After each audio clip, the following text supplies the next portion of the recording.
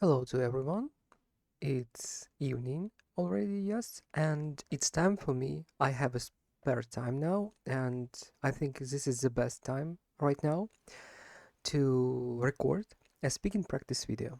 Today we have speaking practice video number 84. Yeah, slowly, step by step, as I usually like to remind, mostly to myself that step by step, I'm moving to the goal of 100 speaking videos on this channel, and I hope that after this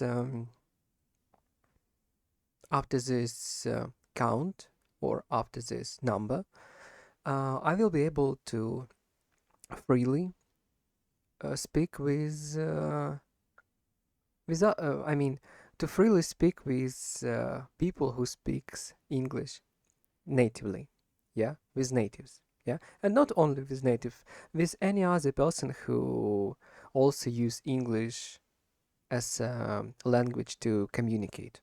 Yeah, that's actually a goal. Yeah, the main purpose of all the speaking practices that I'm recording on my own is to improve my speaking skill to the level where I will be able to freely communicate in English, to freely yes, to freely basically communicate with other person, yeah. No other meanings, no other reasons, yes. Just a simple, just a simple goal and just a simple explanation to it. Yeah, a simple reason to do it.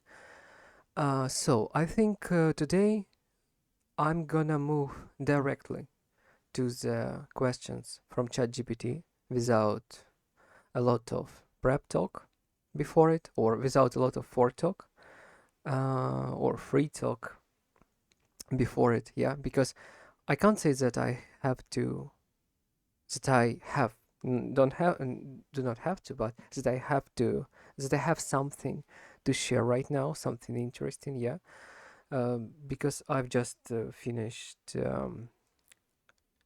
a studying course um, in 3D animation, yeah, another course. It's not actually, it wasn't a very long course, it was, I could say, approximately, I don't remember the precise number right now, approximately 10 videos at length.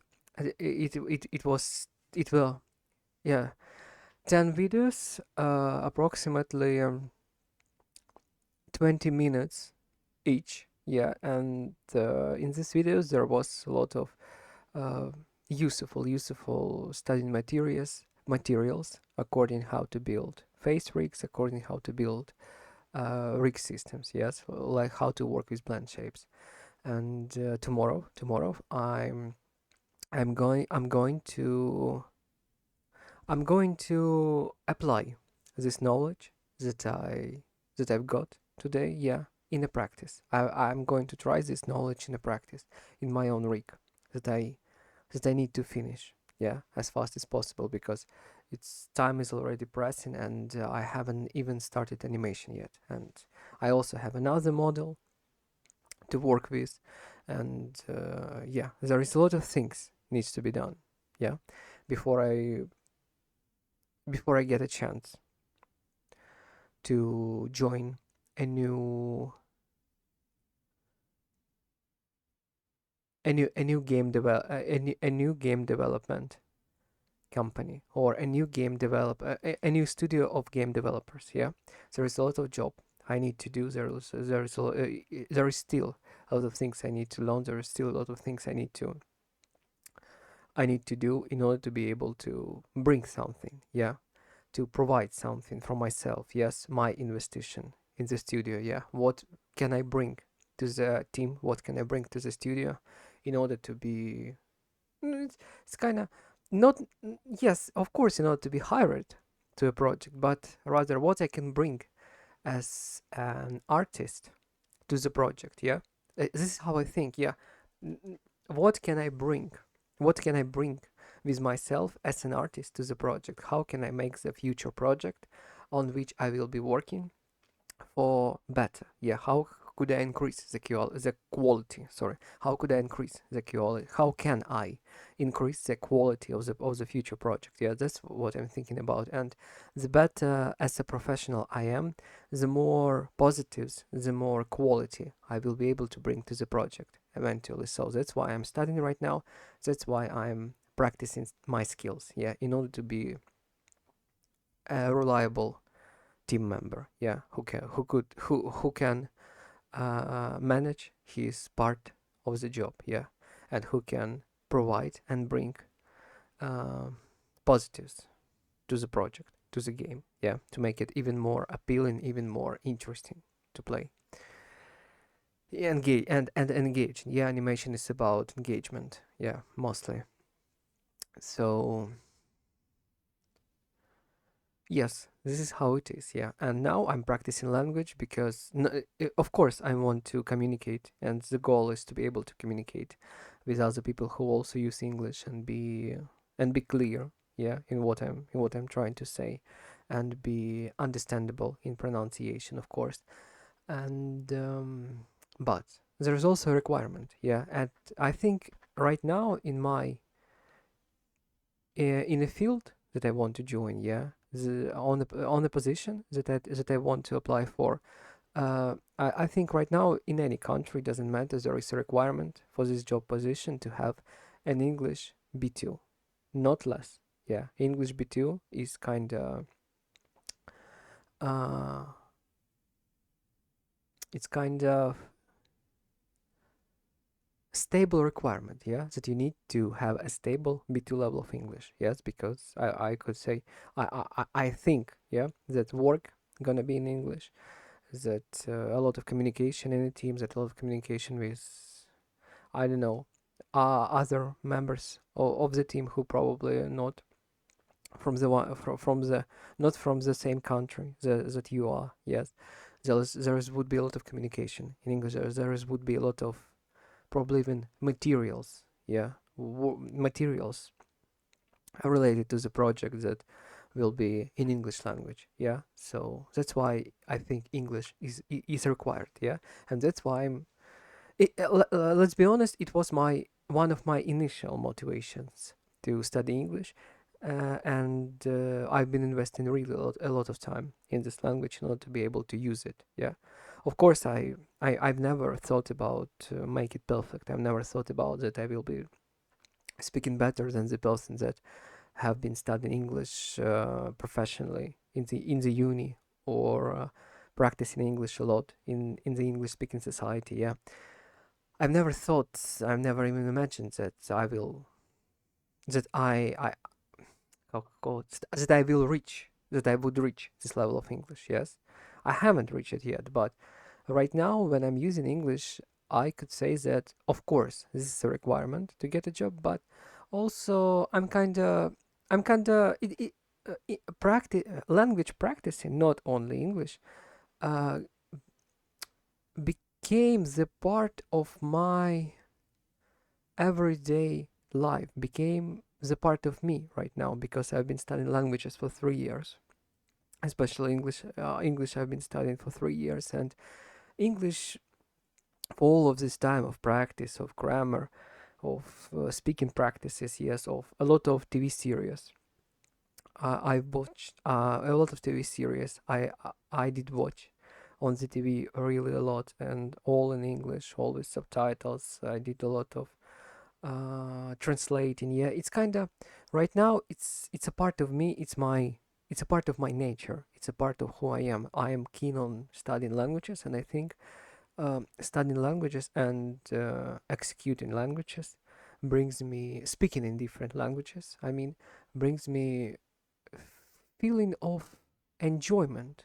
Yeah, of the process. It's kind of the routine that I like to do. It's not even a routine. It's a thing that I like to do. I like to speak in English. I like to feel that I'm becoming better in the language. I like this feeling. It brings feeling of it brings feeling of progress. Yeah, when you invest a lot of time and energy in a thing, and when you start understanding it better, you start getting results. Uh, it's just it's just good to feel. Yeah, it brings you enjoyment, it brings you pleasure. And when you speak English and you can compare yourself to how you've been to how you used to speak before, yeah, at the beginning, how difficult it was, how unfamiliar and unfamiliar, how unfamiliar and inauthentic. Inauthentic? Let's check this word, yeah? Word. I think I just made it up. Inauthentic.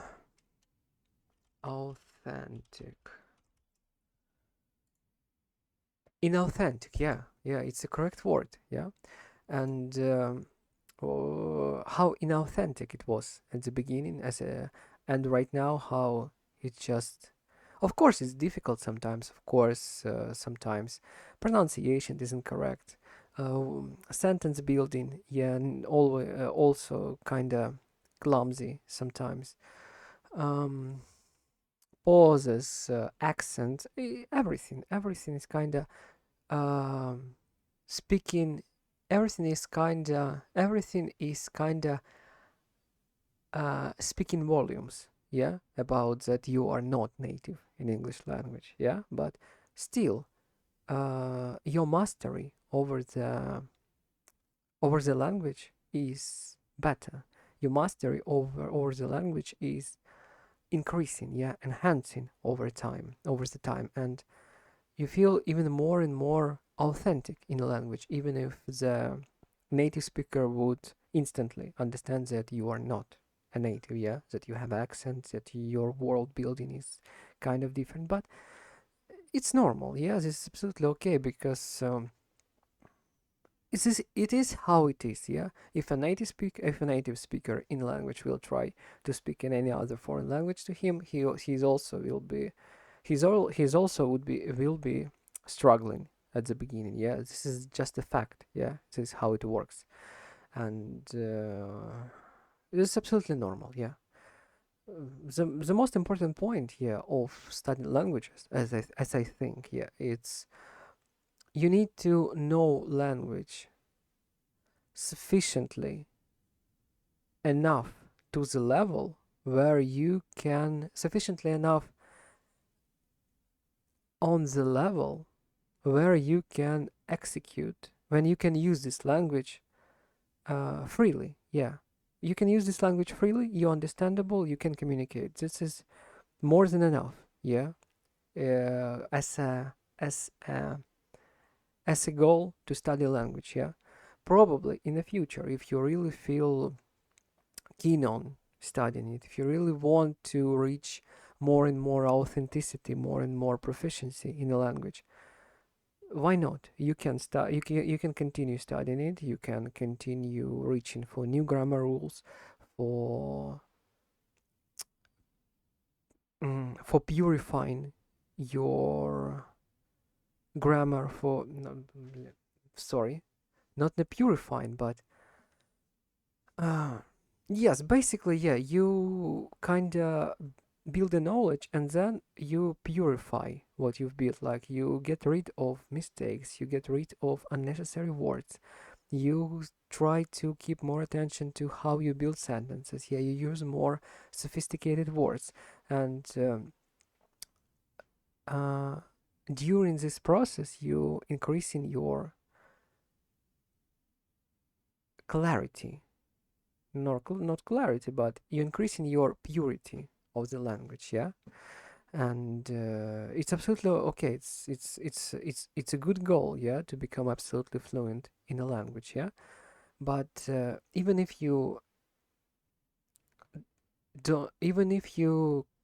kinda even if you right now very want to be fluent, but you are still not, but you already can communicate in English, you already feel yourself comfortable in English, you can understand most of the sentences, you can communicate, you can express your point clearly. This is already more than enough. Yes, it's already sufficient amount of knowledge that you can put into practice, put into work. This is the it's not even it's a bigger than fundament. Fundament, yeah. 1 minute. How to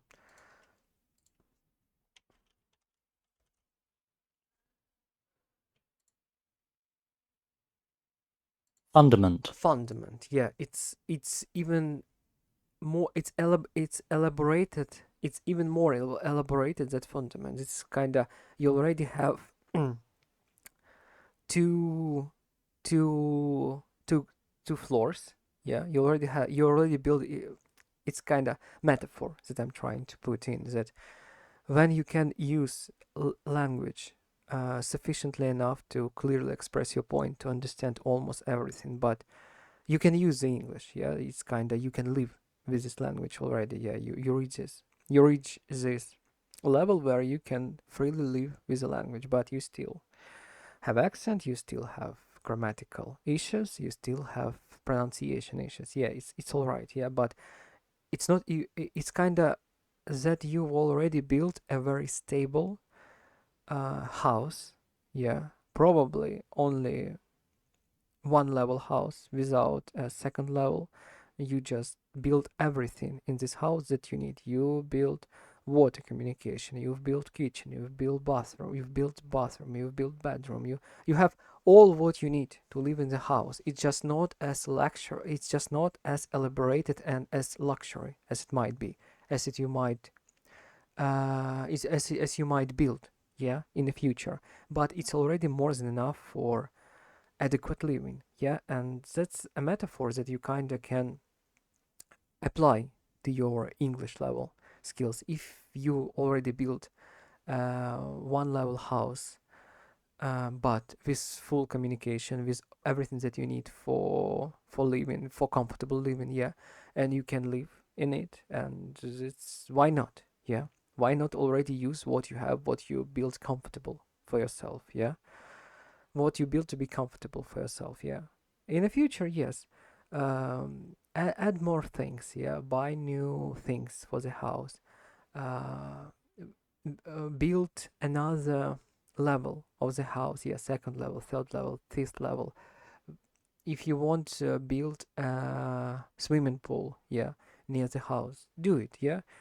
uh, but the house by itself, as it is absolutely suitable and comfortable for living. And sorry for repeating myself, but the conclusion of what I'm trying to say is that if you already can speak English freely, you can understand it freely, you can read in it, you can write in it with mistakes, but still you can be understandable and comprehensible what you are saying actually to native speakers, to other people who use English, and you can collaborate with these people absolutely normally.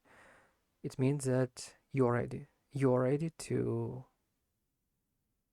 put your English into work. Yeah, this is on a level that just needs a bit refinement, a bit adjusting, a bit addition, a bit learning new things, but it's already a very solid start.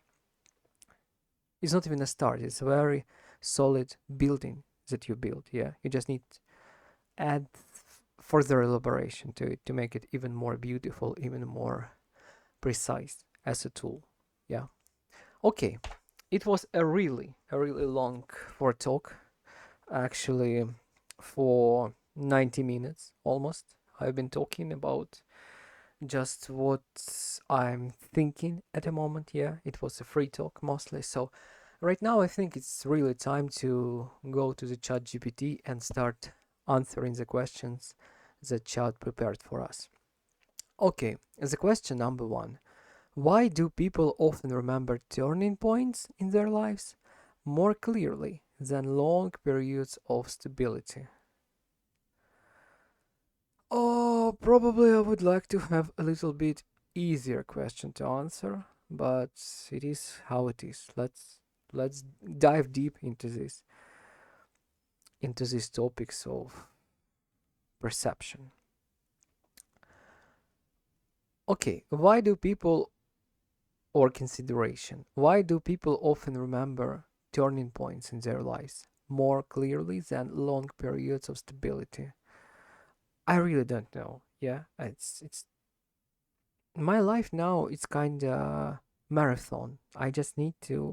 I'm started running and I need to get to the finish point. And after the finish point, there is going to be another marathon. So I don't know. Yeah, and I think turning points, people better remember turning points because turning points bind to or infused by very strong emotions at the moment. And this is how our mind works. Yeah, we much more better remember the things that we much more better to remember, and we much more tend to remember things that brought a lot of strong emotions to us. Yeah, like stress moments or moments of a great pleasure or moment of a great joy, the same as moment of great demise. Yeah, things like that. Yeah, if it's great, if it's have a strong emotional impact, there is a big chance that we are gonna to remember it, even for the length of our life. Sometimes fortunately, sometimes this is not the memory.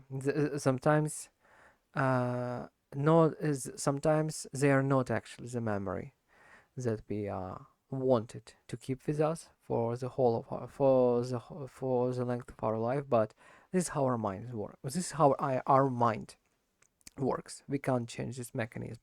If something, as I said, sorry for repeating, brought a lot of strong emotions, the chance is very high that we are gonna to remember it, that we will remember it. Yeah. Okay. uh and periods of stability, it's kind of,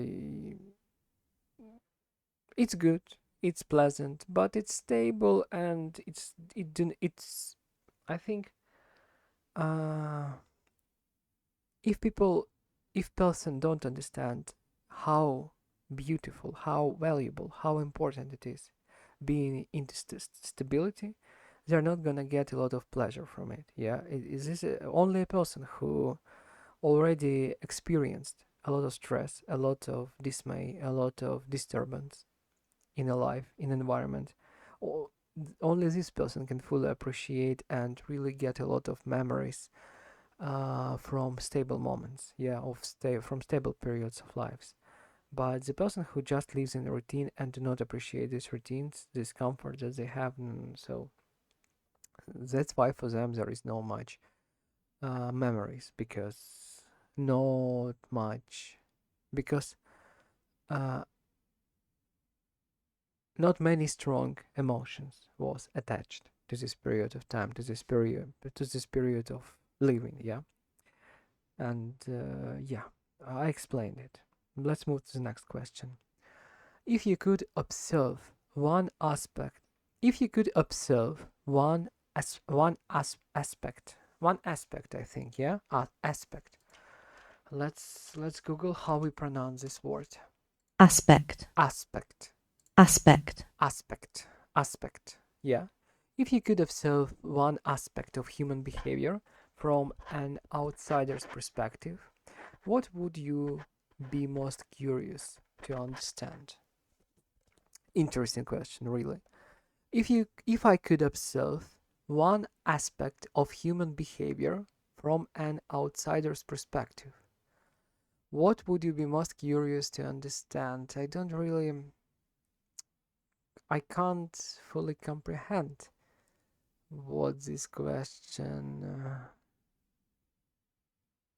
conceal or content in itself. Like, if I could observe one aspect of human behavior, I actually can observe all aspects of human behavior, and I observe these aspects of human behavior every day when I connect and communicate to other person. It's kind of, and now we also have internet and we can watch what other people do. A lot of people share their personal lives, personal thoughts, personal madness on the internet. So I don't know. I think I'm a spectator 24/7, day by day, to other people behavior. And what I would be the most curious to understand, I think, I think I don't need to understand. Yeah, the truth is, I don't need to fully understand the other person's behavior. It's just much more simpler to see what person do and what person get. Yeah, what's the actions and what the results, and in that way, it's much more easier to kind of sort this knowledge. Yeah, because if you would analyze one person too much, you kind of can. I know. At first, this is a waste of time, obviously. Not always, but sometimes overthinking too much about other person is kind of your time investment that leads you to procrastination, I guess. Because what's the point of overthinking about one person if you have some kind interest or unresolved businesses and you need to deconstruct the person character in order to understand why some things happen to you and why this person behaves in a certain way. You could do it. Sometimes you can get to the conclusion, sometimes you don't. And sometimes you can get to the conclusion, sometimes you couldn't get to the conclusion. So um, it's kind of, I don't know, yeah, much more easier just to see what person say, what person do, what habits person have, and according to this list of actions and behavioral patterns, you can draw the most, I could say, nearest conclusion to what person is actually is and about what person and about what person actually thinks about. Yeah, just kind of better to how we call it, uh mm, not comprehend but contemplate probably.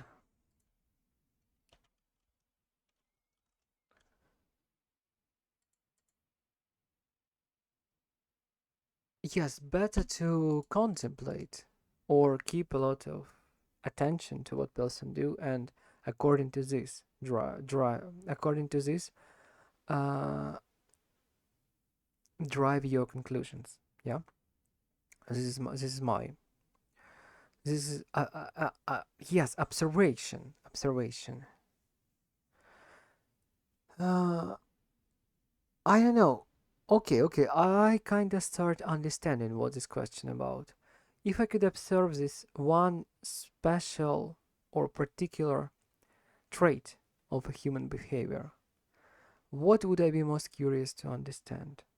Why people do evil? I would likely to understand why people do bad things to other people. Why do people choose to do evil things according to why people choose to do evil things to other people? And I mean evil things like be toxic, be untrustworthy, be kind of try to manipulate other person. I mean, of course we are people. We have some hidden goals. We have things that we want, that we need to. Yeah, and there is kind of a constant competition in our world. Yeah, that I'm very gladly to silence for a little. Yeah. But for me, there is people who act in accordance with their own values, act in accordance their virtues, acts in accordance with dignity. At least try to be this person who is respect. I mean, at least to try be a person who acts according to virtues, even if sometimes with failures, but still getting back to this path of pursuing the dignity, of pursuing the virtues. And on the other hand, we have persons who absolutely don't care. Yeah, persons who genuinely do the bad things to other people and get a lot of pleasure from it. Like for them, it's kind of like the way of their existing in the world by doing bad things, but bringing the toxicity, bringing to destruction to the other people, and that inflict them or infuse them with joy. Yeah, the scenes, how to, suffering of the other person that they caused, but their actions that bring them the feeling of joy. And I really would like to understand why. Yeah, because for me it's kind of when you do some bad stuff, you feel shame.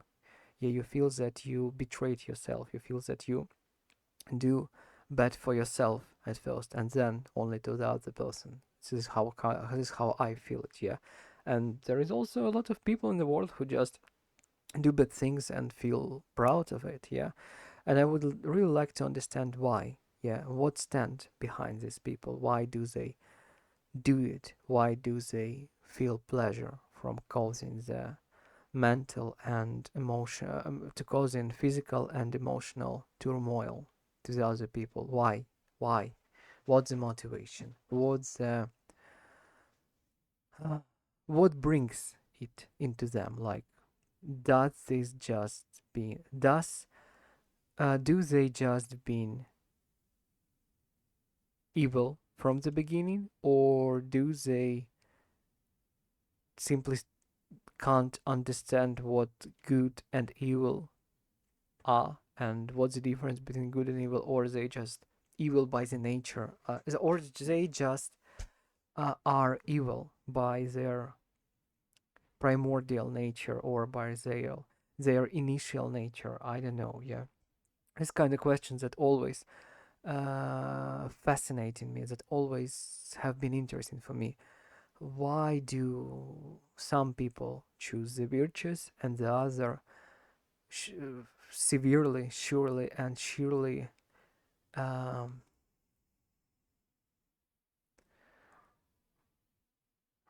enjoy and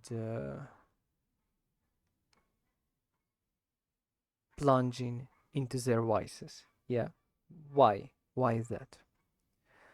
Okay, the question number three. Do you think people are more influenced by the stories they tell themselves or by the facts of their situation? What? Do you think people are more influenced by the stories they tell themselves or by the facts of their situation? Sorry, I don't kinda understand what it means, but okay. Do I think people are more influenced by the stories they tell themselves? What kind of stories? I don't know. Or by the facts of their situation? I think people are influenced by both factors, yeah, by the stories and by the real facts from the situation. Yeah. It's kind of like uh envir it's kind of like the influence from the environment and the influence from your own choices. Yeah, all these influences are affecting you. Yeah. It's kind of 50-50. Yeah, mostly. So you can be in a it's like you can be in a bitter, in a difficult environment environmental, difficult word for me. Let's try to translate it. environmental,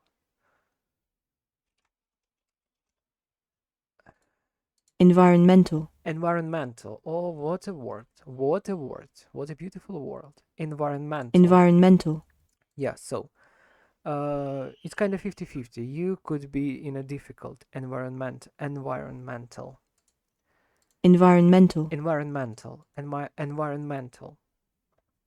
circumstances, but inside, in your head, you keep in discipline, you keep in strong, robust character, and you do stuff in order to, I don't know, just make your life situation better, and that's kind of one example. And on the other hand, you can be in a good environmental state, but have a very bad state of mind. Yeah, because I don't know, because of your values, because of your outlook on the world, because how you see the reality, how you see the life for yourself. Yeah, it's all kind of combined in one thing, and it's all affects at the same extent. Yeah, I would say, if you could a stable peace of mind, even the hardships can, even the it's like if you have a very solid, a very robust mental state, the heart environment can still kind of erode you little by little for during the time. erode, yeah, not erode, but erode you little by little. Or if you are in a good state of environment, yeah, if you're in a stable environment, but your mind is kind of lazy and you don't have actually things to live for, you don't have interest, yeah, interest in things in life for you. So your personal inner state of mind is gonna erode you, yeah, mentally and physically. So it depends, yeah, it depends on each other, and it influence each other. So it's better to be it's better to have a stable peace of mind and be in a stable environment. It's kind of win-win situation, yeah. No need for drastic differences in it between environment and your own personal state of mind. At least that's how I understand this question, yeah. Okay, the question number 4. Why do some opportunities feels exciting while others feel intimidating, even when they could lead to similar outcomes? Why do some opportunities feel exciting while others feel intimidating, even when they could lead to similar outcomes? Okay, it's kind of question about perception again. Yes, because I don't know. The best answer would be you as a person, you understand what you are standing for, what you want to do, and how you want what you want to do, how you want to do, and what values you bring with you along the way. And if something is extremely contradictory with your values, but it feels like this is the same road, or at least this is a road that's gonna bring you to what you want, but you will lose, and you will kind of betray all your values that you have and all your values that you really um, nurture and care about, yeah. It feels intimidating because you're gonna betray yourself.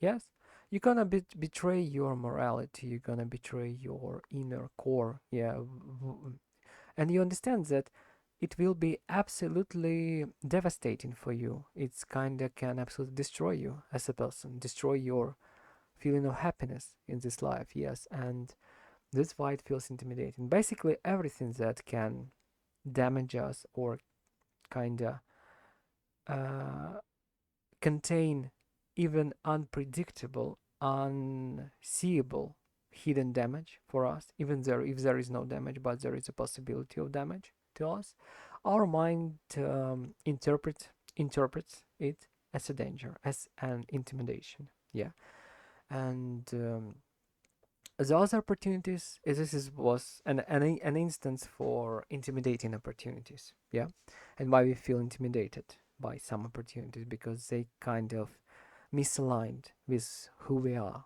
yeah, and with whom we want to be actually. With kind of who we are and to what we are going to, yeah, as as a humans, yeah, to what we are working for, to what form we are going to, yeah, to what form of character, to what form of values. And when it contradicts with us, we feel intimidation to our own inner values, to our own way, to our own ways, to our own inner values, to our own ways of living. Yeah. And on the other hand, when opportunities are absolutely clear for us, when opportunities are absolutely kind of aligned with who we are and what we want and how we interact with the world, yeah, who we are and what values we have. In that way, there is no intimidation. Probably there is an excitement, yeah, that might be uh, mistakenly taken for a feeling of intimidation. But no, excitement is an excitement, yeah, and when is this I'm telling from my own experience, yeah. When you do something, when you choose the path that absolutely aligned with you, you feel excitement, and you might be a little bit intimidated because of the feeling of excitement, yeah, because you don't want to fail on this road, because it's kind of all come together perfectly for you, yeah, at least for your understanding of yourself and your place in this world.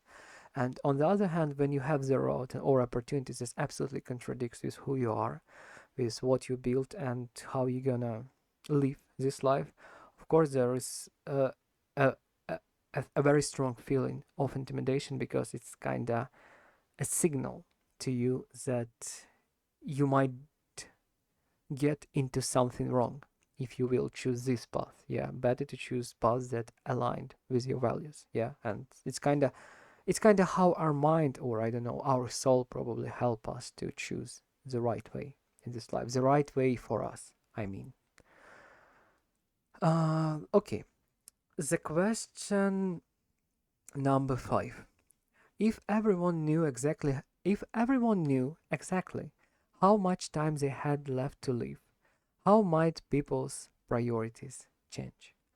It would be a very devastating experience, surely, because I think if the person know the date when everything will end for them, it would bring a lot of turmoil. It would bring a lot of turmoil and an anxiety, turmoil and an anxiety on them. Yeah, because it's kind of like where you know when and where your end gonna be. So you try to do more things. Probably you try to, I don't know. You gonna you I think you in this,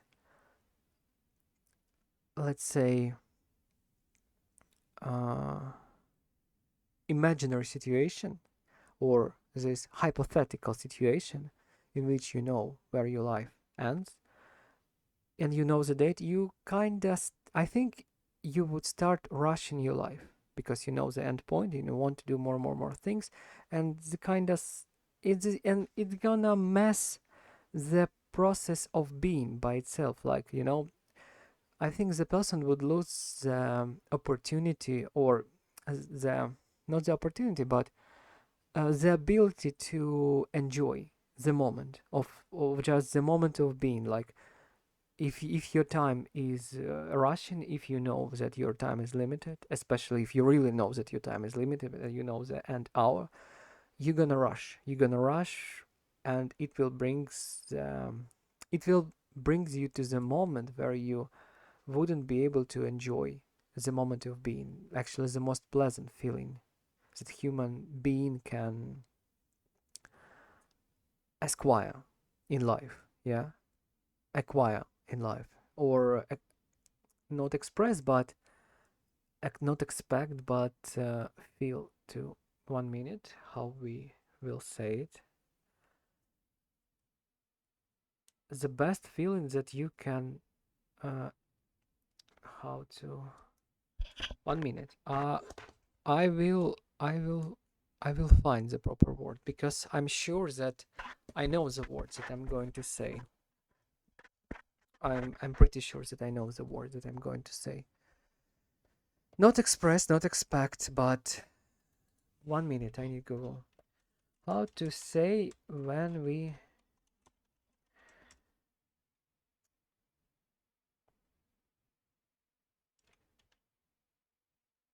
expect, express.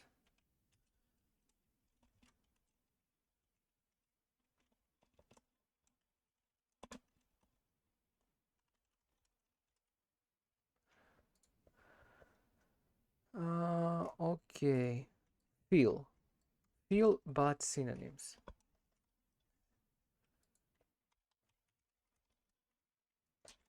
О, польське слово знам. I know Polish words. I know Polish word that will express what I want to say. Doświadczyć ono. Experience. Experience. Yes, sorry for my excitement, but how could I forget the word experience? Really. The feeling of moment, the feeling of being in a moment, of living, the feeling just kinda of being, it's one of the most pleasurable experiences that person can experience. Yeah, it's kind of like when you just is, when you no, no, sorry, when you just are, when you just are in the moment, and you don't worry about future, you don't think about past, you just fully kind of focused and exist in the present, and you are not in a hurry. Yeah, you own the time, you have the time, you own the time, yeah, at the moment. And this is the best states, as I said, this is kind of the best state that a person mind can experience. Yeah, like kind of absolute peace, absolute comfort when you are not in a rush, when you are not into some kind of race with the life, when you are not racing your time, you just living in a moment, you just being in a moment. Yeah, and I think, as I said, this understanding of when your time is gonna over will absolutely deprive you with this ability um to absolutely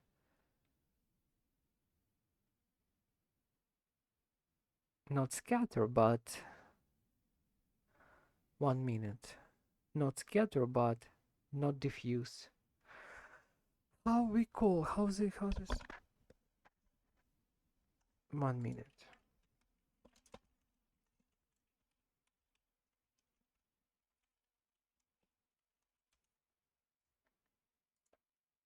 Dissolve, dissolve, dissolve, but disappear, dissolve.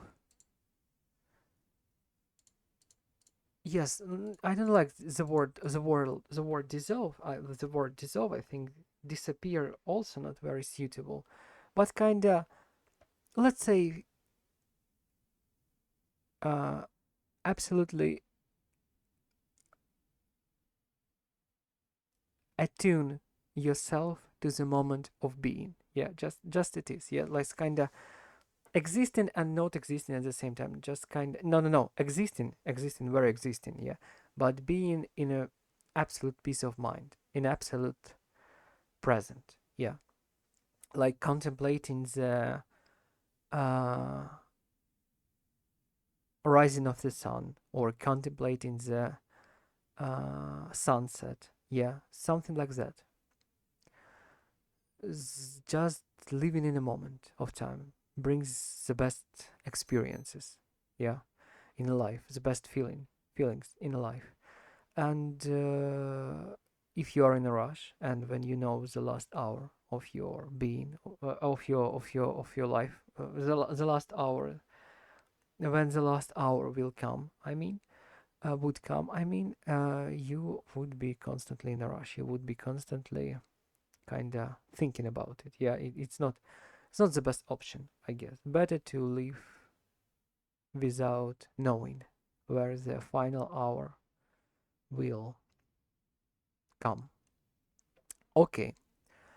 Uh, I've been talking for 48 minutes already, and truth be told, I'm a bit of tired already, and I feel like my English level is reducing in quality. Yeah, I'm starting doing more mistakes. My thought, yeah, my ability to build a thought, yeah, becomes more vague. Yeah, and I prefer clear sentence building. Yeah, so I think I will take a little pause, approximately for 10 minutes, and after that, I will get back to. I will get back here and we'll finish the speaking practice video. Yeah, also 5 questions left to answer. So see you after 10 minutes of rest. I'm here, I'm back, took a little rest, a little more than I expected, not 10 minutes, but 30 minutes of rest required. to get myself back to continue speaking practice. And I think it's going a bit harder on me because I'm kind of right. ChatGPT said to me that now he asked me he asks he asks me the questions on level of C1 plus. Yeah. So that's why it's kind of takes a lot of time and efforts to answer on this type of questions. Yes. And if the C1 plus is kind of it's quite exhausting for me to answer. What would be the C2 level of English? Yeah, it's difficult to imagine. Probably even more harder and even more difficult. No, I can't say that it's difficult for me to answer on these questions. I understand them.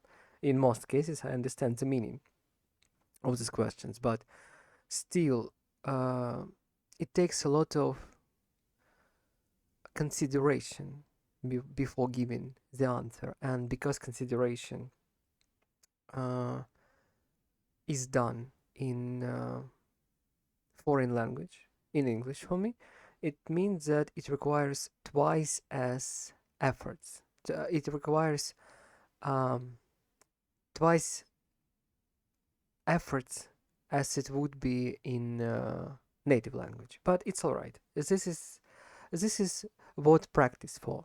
Yeah, this is why I'm recording the speaking practice videos. This is why people train something. This is why people do things that are difficult to them.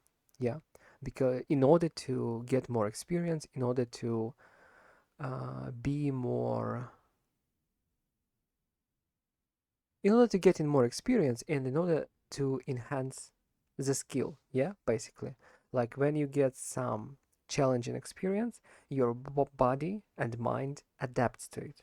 Yeah, and when your mind and body adapt to it, you can perform it all much more better. Yeah, and that's why C1 plus um, right now is challenging for me, but I think after a month or two or even three, it would be much more easier for me to construct and give clear answers on the questions. Yeah, on the C1 in the C1 level of English. Yeah, and probably and not probably, yeah, it's kind of how it's gonna be. Yeah, but it requires time.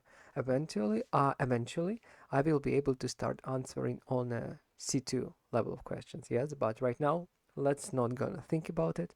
Let's focus and concentrate all our attention on finishing this speaking practice video. So okay, the question number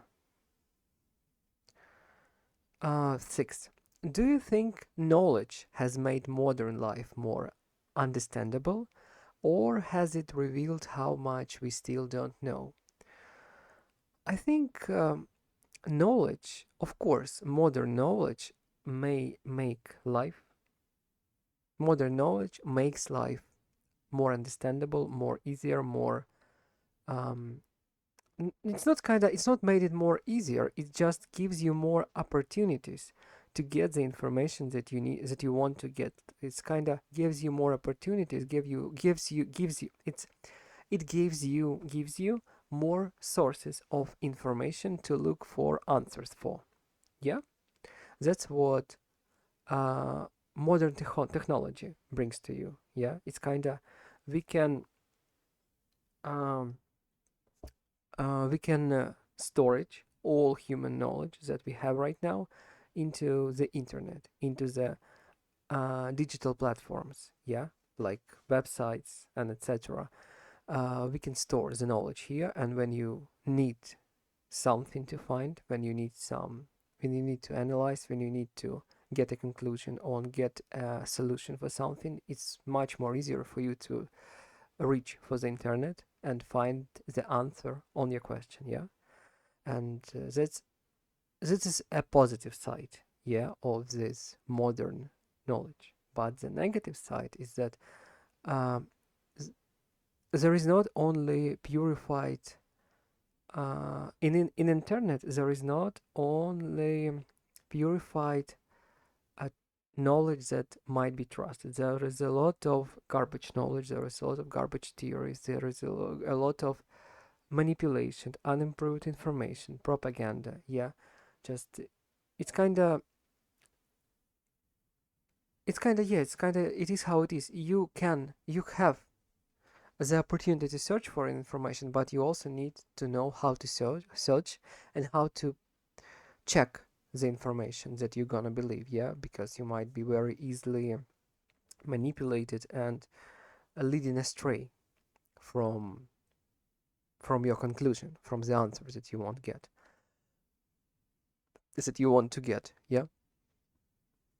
And the second part of the question is how, or has it revealed how much we still don't know? It's kind of philosophical question, yeah, because it's kind of there is a quote about it. I don't know who said or wrote this quote, but it sounds like the more you know, the more you know, the less you understand, or at least the more you know, the more you learn, the more you understand. Uh, the more you know, the more you know, the more you learn, the more you know, the less you start. The more you start to understand, yeah, that there is a lot of things unrevealed and still uh, aren't clear for you. Yeah, there is still a lot of things that needs to be answered, and the more we dive deep into the knowledge, the more we understand that there is a lot of things still that needs to be answered. Yeah, and that's how it is. Yeah, the more we know, the more we come to the understanding that we actually understand not much at all. Yeah, in this world, and this is how it is. Yeah, it's a philosophical quote, and I think the quote by itself explains everything and gives the best answer on this question. Yeah, the more we understand, the more we start to understand that we actually understand absolutely not everything yet. Yeah, the more we know, the less we understand. Something like this. Okay, probably it wasn't the correct translation, but still, the point is the more information you learn, the more you understand there is much more information that you even haven't discovered yet and didn't get the right conclusions to it. Yeah, kinda something like this. Yeah, sorry for my English. Right now, I really feel that I'm kinda starting losing the pace, losing the clarity of my speech, and it's all right. It's all right. I need to finish the speaking practice. That's actually what practice for. Yeah, to do mistakes, to learn on them, to practice the pace and practice the clarity and pronunciation. And that's exactly what I'm doing now. So let's continue. The question number 7. Why do people often appreciate certain things only after they have lost them? It's kind of a similar question to why we often remember turning points. Why we often remember turning points in our life and usually forgot the long periods of stability. Yeah, just because the same reason. Yeah, if we have something just by default, we not always appreciate it. We not always understand how it would be if we wouldn't have it. Yeah, how it be if we wouldn't how it be how it would be if we didn't have it. Yeah. So when you lost something, this understanding actually comes forth. Yeah, that you had something, you didn't notice it much, but then you lost it, and now you feel the feeling of loss. That these things actually that you didn't that you didn't appreciate much was a very important things for your being. Yeah, for your existence, for instance. Yes, for your comfort or for other reasons. And that's how it works simply. Yeah, that's how it works. And I don't know what to say. Usually people tend to do not value enough what they have. Yeah, just by default before they lost it, because that's how we work. Yeah, we tend to get familiar to what we have very fast, and usually this familiarity might bring us in, but might bring us to the illusion that it's kind of how it is how it is just by the default. Yeah, it's kind of, I don't know. Yes, it's a trap. It's a trap. Like you have a car, for instance, and just a regular normal car, yeah, and it's kind of you kind of get tired of it. You want a better car, then you buy a better car, and after a time, that car, the new car, also gonna become something absolutely normal and default for you, yeah. And but for instance, accidentally you lost all your cars, and even and at this moment precisely where you don't have any car, even your first car that wasn't very good is actually feels like the best car that you've ever had, and you would really appreciate to have this car now when you don't have any car. That's how it works, yeah. When you become more adult, when you become wiser, you start value things. You start value simple things and value things that you have, yeah. And you actually do not. Uh, you start understanding that something that you have, it's very important, and you're never gonna slip it to the default state. Of course, you're gonna it's all a little bit comes to routines, but routines is the best thing that you can have in your life, yes, because routines is stable. You can rely on routines, yes. It's like constant constant thing, yeah, that brings you everything that you need in life. I mean, it might brings you pleasure, it might brings you dopamine, it might brings you I don't know, resources for existing, yeah. It's stable, you can rely on it, and it brings you peace, yeah. And the people who came through, who who experienced losses, or who just simply become enough wiser to understand it, they value all things that they have, and they are very grateful for that, yeah. If they get something better, it's good, they will have pleasure from it, and they will value it at the same. But they are not they never gonna dismiss, or yes, they never gonna dismiss what they have already, by default or not by default. Still, this is a resource. It brings some qualities to their life. If your car is stable and can provide you with ability to use it, with possibility to use it, yeah, so you use it and you're glad for it, yeah, because somebody doesn't have a car, for instance, and you have, and you should be grateful for it, yeah. Of course, there is better cars, but still, you grateful for what you have, and you are looking for having something that you want more, for instance, or that will brings you more joy in life, but still you are grateful for what you have. This is the kind of wise adult approach to living. And I don't think a lot of people have it, but the wise people, the mature people understand it very well. As question number 8.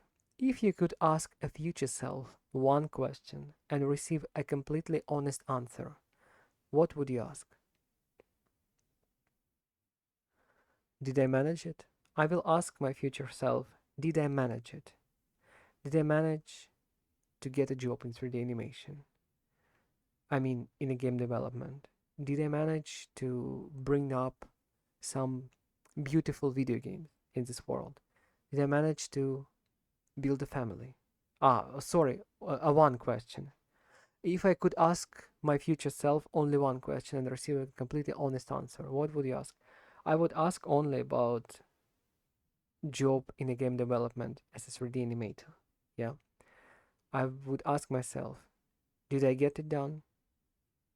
Did I manage it? Yeah. This is all what I'm thinking about right now. Yeah, that is kind of the start point for me that I've been working for, and I'm still working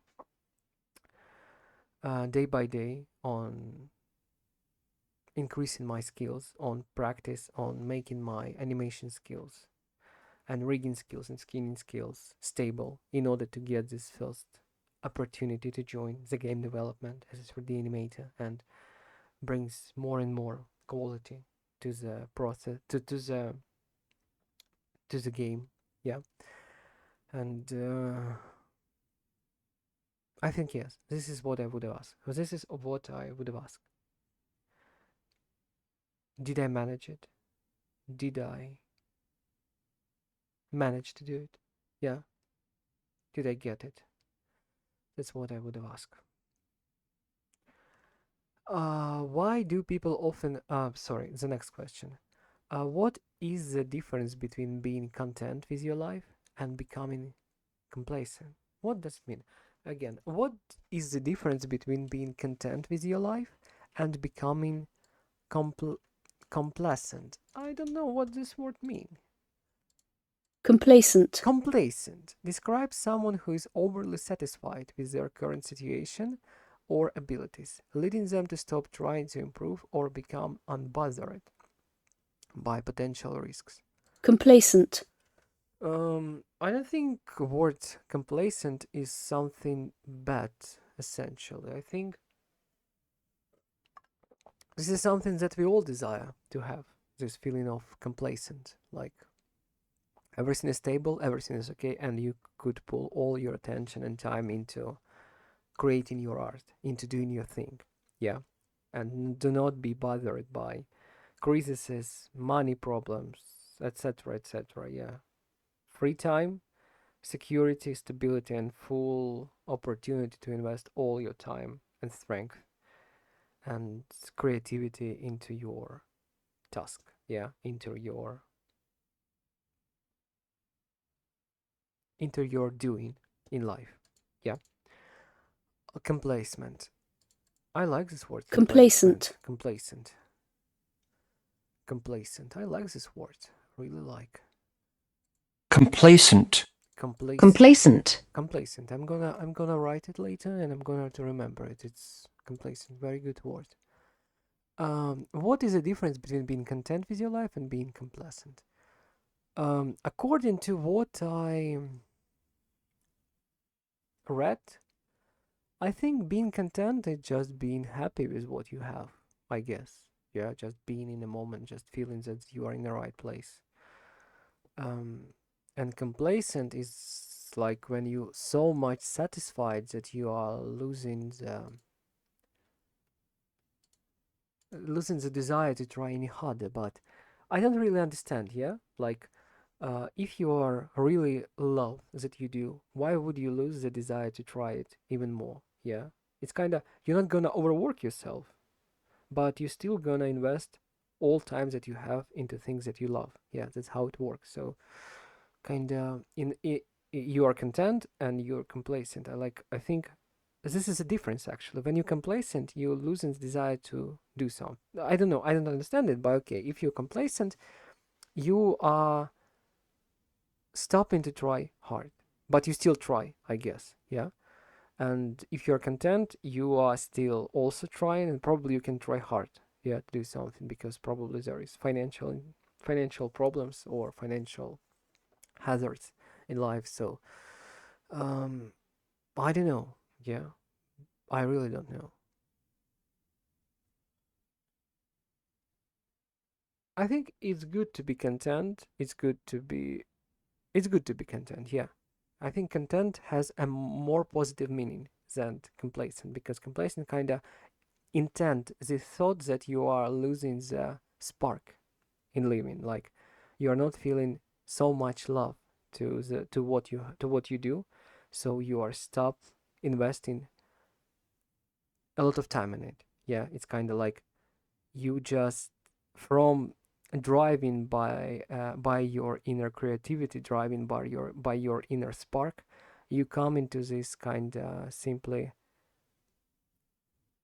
comfortably spending life in comfort without real desire to do something. Yeah, real interest in life. Yeah, this is what it's mean to be complacent. I think just when you live in comfort, you are content, but you don't have interest. You don't have inner drive, and you don't have interest in life, which eventually will brings you to unhappy existing, I guess. Yeah, unhappy being. Yeah, and crisis probably. But if you're content, you also, let's say, happy of what you have, happy of your position in life, happy how you fastened and made everything secure and stable, but still you have a lot of interest and you have a lot of inner drive to your own subject of studying, to your own creativity, to your own desire to do things. So you are kind of good, but you still try your best because this is kind of what you want to do. Yeah, it's your absolutely authentic inner desire and drive to do so. So I think this is a difference. Yeah, content is more positive word. When complacent um, hides beneath itself this hidden feeling of demise at the end. Yeah, like you losing your inner drive, you losing your interest to living eventually. Okay, the question number 10. Do you think a person's character is revealed more by how they handle success? Do you think a person's character is revealed more by how they handle success, failure, responsibility, or freedom? Why? Okay. Do I think a person's character is revealed more by how they handle success, failure, responsibility, or freedom? Why? Okay, this question is kind of implies that I need to choose one of these traits, yeah, and give my answer. But in reality, I think uh, kind of it all matters actually, yeah, because different situations reveals um, different parts or different features of your character. Yeah, like if you fail, what you gonna do? How you gonna handle it? Yeah, it's telling something about you. Or if you succeed, how you gonna handle your success? How you gonna handle yourself with the success? Yeah, how you gonna behave? It's also talking about you. It's also revealing you. The same way how you handling the responsibility. Yeah, it's also tells about you. And how do you handle your freedom? Yeah, would you kind of treat it properly, or you would absolutely driving away, or how to say it? I know this phrasal verb, something like, or you would be absolutely driving away by driving, draw, smiting, or you would be absolutely smiting away, or pulling away, or driving away, or driving away, yeah, by it.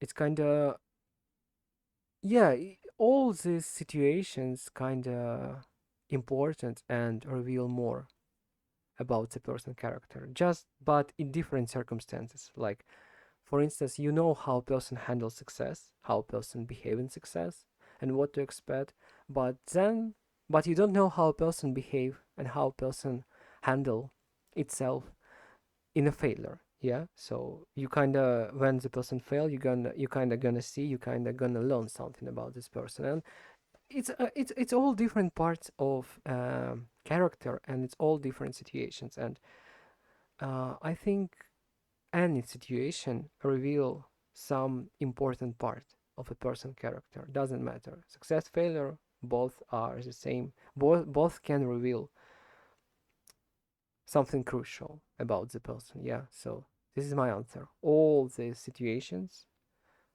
all the states in which person might be, it's very important to know. Yeah, or it's very important to test probably and know and learn. Yeah, I think I gave my answer. All these aspects are important. Yeah, how a person handles themselves in all these different situations. It all reveals crucial information of the person character. So It was the 10th question of the speaking practice. I can't say that I did very well in the speaking practice because obviously in the middle of speech very often today I lost my thought.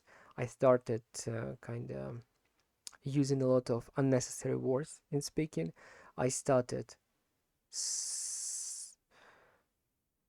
stumbling on my own words. Yeah, kind of uh, missing the pronunciation and using the wrong world order. Yeah. Still, it was practice. It was useful. It was helpful practice. Not you. Yeah, it was helpful practice for me. But still, I need a lot more. I feel that my English isn't perfect. Obviously, it's never going to be perfect because I'm not native. But I will do my best. I will try my best, and I want to increase. I want to enhance my level of English, and I want to speak just better. Yeah, I just want to speak better. I just want to improve in it. I just want to enhance it. I like English language, um, not only because it's an international language. I just kind of like learning it. Yeah. Right now, unfortunately, I don't have much time uh, to fully indulge even. Let's tell it in this way. Yeah, to fully indulge and immerse myself into learning only English. Yeah, right now I need to split my attention on two languages and 3D animation. And right now, I'm I'm I'm in a period of time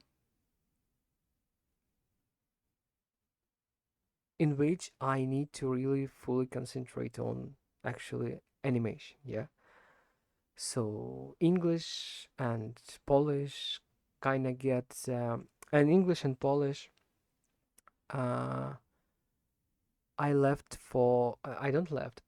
Not postpone.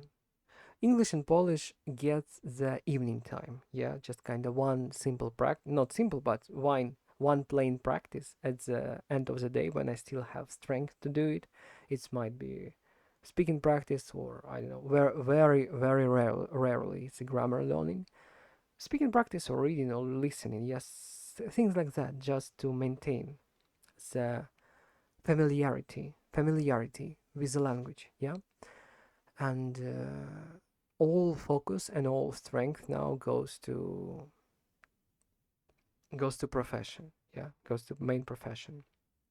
So that's how it is right now. Probably in the future, when I will get a job, I will have more time and I will have more stability to invest much more time into English learning and into the Polish learning. Yeah, at least I will be able to pay for a teacher. I will be able to hire a teacher.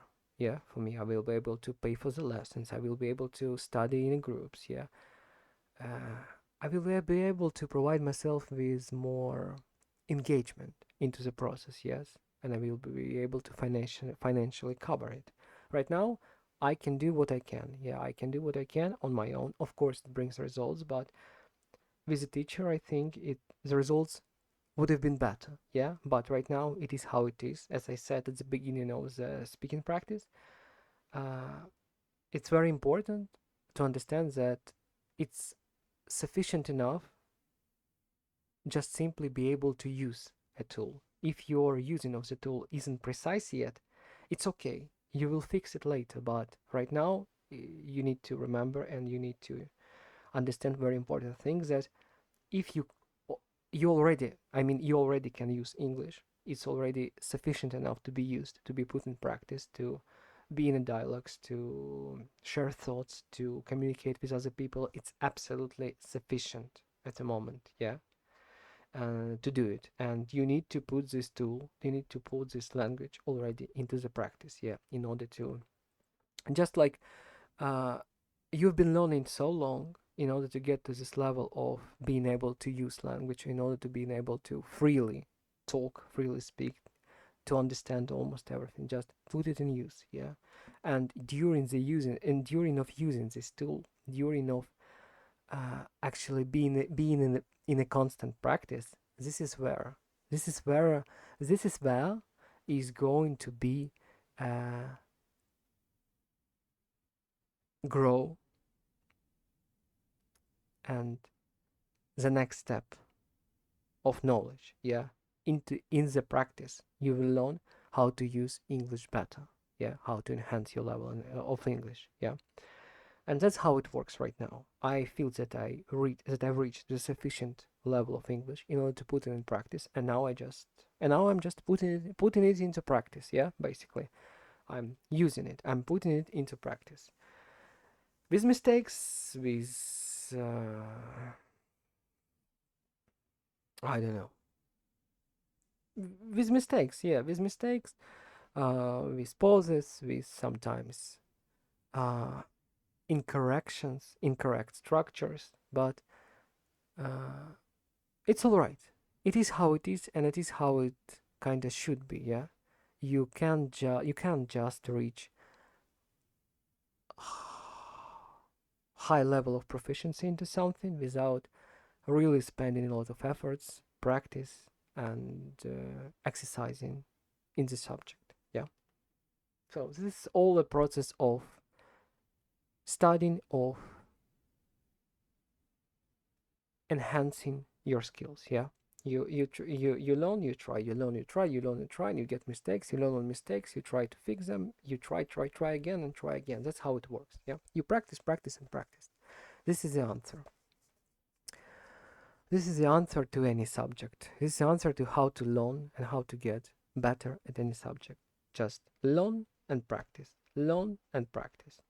Get the knowledge, put the knowledge in practice. Yeah, just constant process of doing it.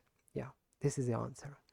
Okay, so I've been talking for 1 hour and 21 minutes. Quite long speaking practice video, probably the longest on my channel. Not the best one, but the longest. So, thank you for watching, and see you in the next speaking practice video. Goodbye for today.